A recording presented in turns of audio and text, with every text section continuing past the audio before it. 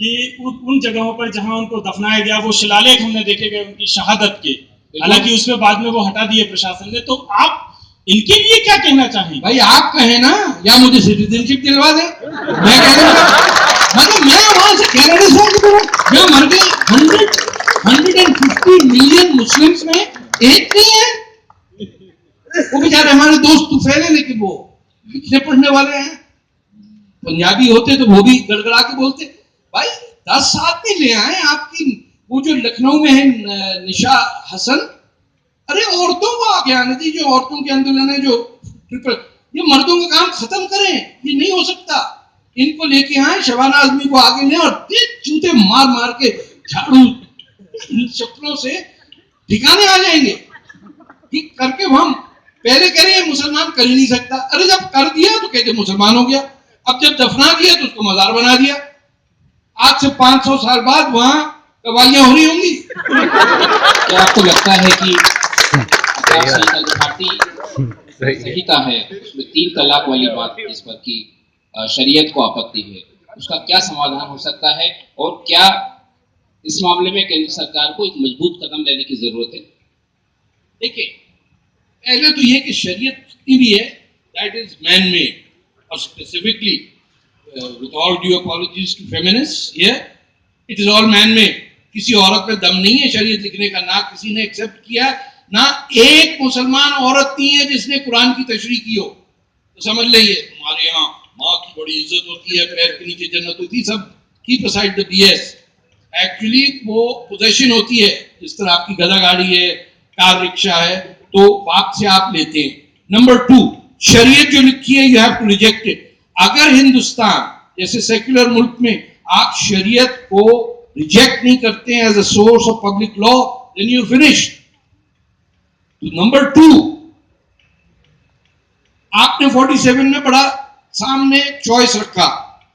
कुछ अंग्रेज के पारे में लोगों ने कहा कि हम हिंदू के साथ नहीं रह सकते, हमें तो अलग होना चाहिए। तो वो ट्रेनें भर भर के गई, कुछ लाहौर बॉर्डर पे, कुछ सिंध के मुनाबाव स्टेशन से, थरपारकर से गई। उन्होंने हमारा पाक कर दिया, पूरा नापाक जो था सिंध।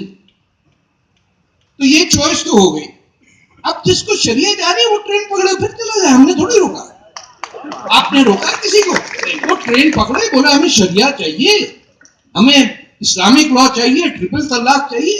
वहां नहीं जा रहा था, सोमालिया चले जाए, वहां नहीं जाते ना। वो बोको हराम का वो नाइजीरिया, दुनिया भर में कोई कमी है मुस्लिम एक्सट्रीमिस्ट की? अरे नई जगह मिलती तो सीरिया चला जाए, वहां तो एक से एक मारपीट चल रही है। आप बहुत डेवलपमेंट इस समय हो रहा है तारिक फतेह साहब दुनिया भर में। ये जब इराक और सीरिया वाला इशू जब आप रेस कर रहे थे, पूरी दुनिया से, खासकर सीरिया और वहां से फ्रांस में लोग गए, यूरोप में गए, वहां की बर्बादी शुरू हुई। लेकिन अभी भी कुछ खबरें आई हैं कि वहां मुस्लिम धर्मांतरण करके क्रिश्चियन हो रहे हैं।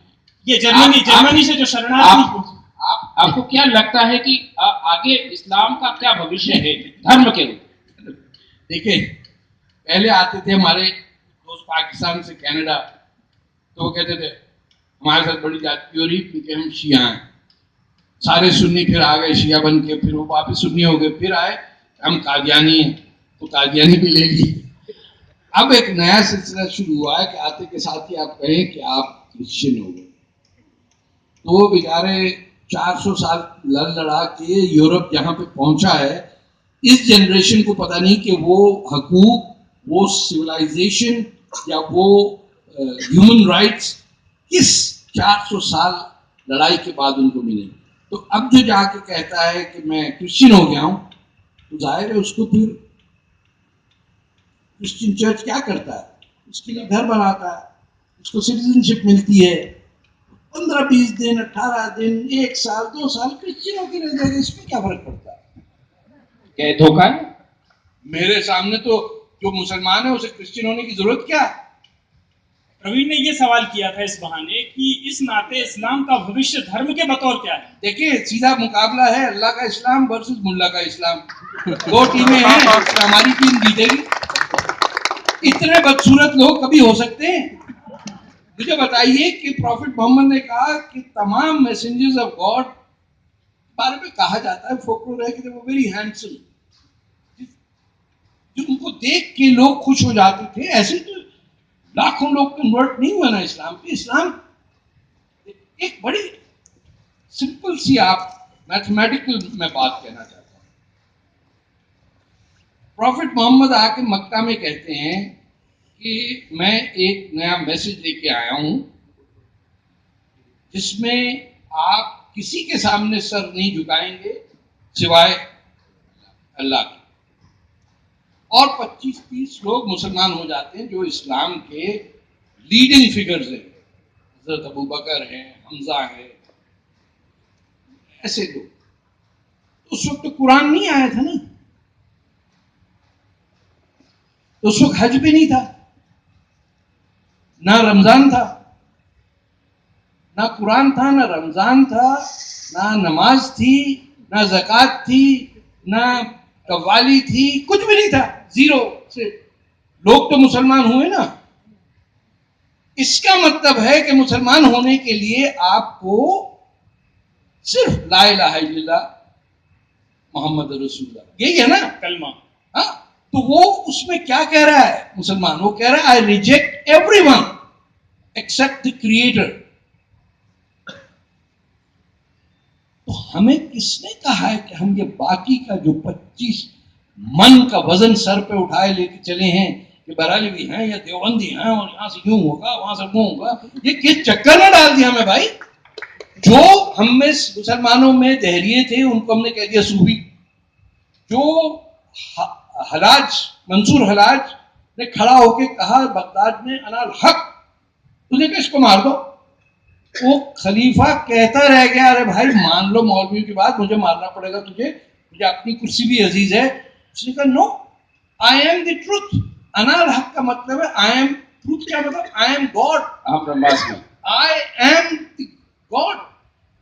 क्यों कह रहा था कि मेरे खून के हर कतरे में ऊपर वाला है, मेरे हर सांस में है, जो एक इंटायर हिंदू फिलॉसफी आ जाती है, एक रग रग में है।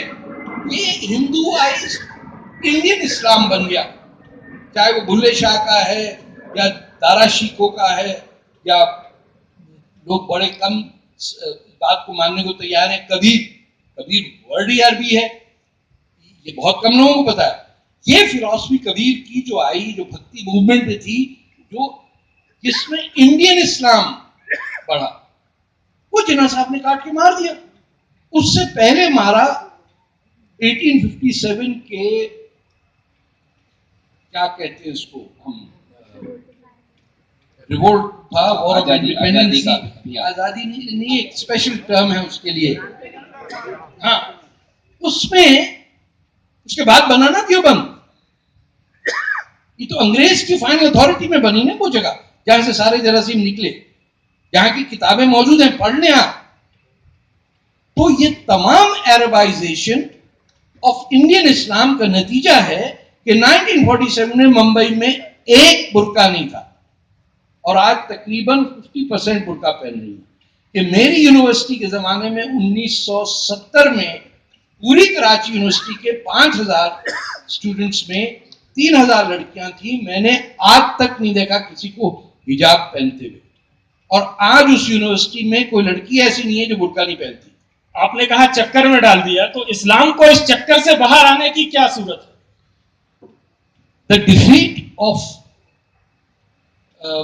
Islamism across the world. देखिए, 3 मौके कुदरत ने दिए हमें इस डरावनी ऑब्सेशन से निकलने के लिए।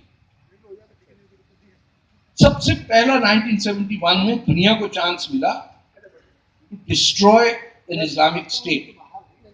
ये हिंदुस्तान के नसीब में आया और उसने डिस्ट्रॉय कर दिया। देखिए, इस्लामिक स्टेट सबसे पहला, और पाकिस्तान है, उससे पहले कभी इस्लामिक स्टेट नहीं था।